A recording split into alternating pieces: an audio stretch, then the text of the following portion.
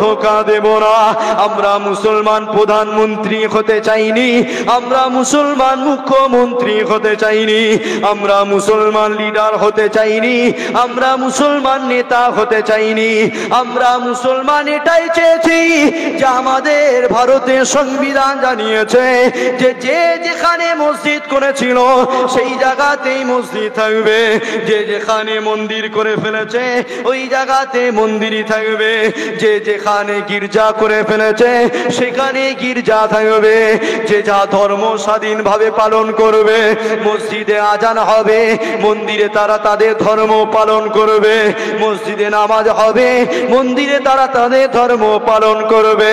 আমরা মুসলমান নেতা হবে এটা চাইনি, আমরা মুসলমান শুধু এটাই চেয়েছি আমাদের সংবিধান যেটা অধিকার দিয়েছে আমাদেরকে মাথা উঁচু করে বাঁচতে দিতে হবে।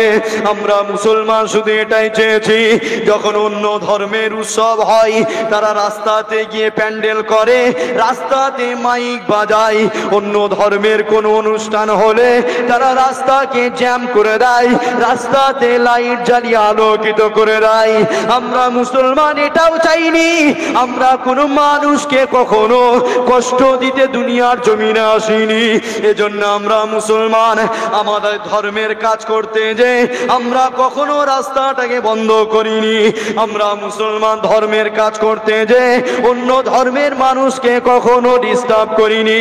কিন্তু আমাদেরকে প্রশ্নের জবাব দিতে হবে, দিল্লির জমিনে যখন একদল মানুষ জুম্মার নামাজ পড়ছিল তাদেরকে কেন লাথি মেরে তাড়ানো হলো, এই জবাব আমাদেরকে দিতে হবে।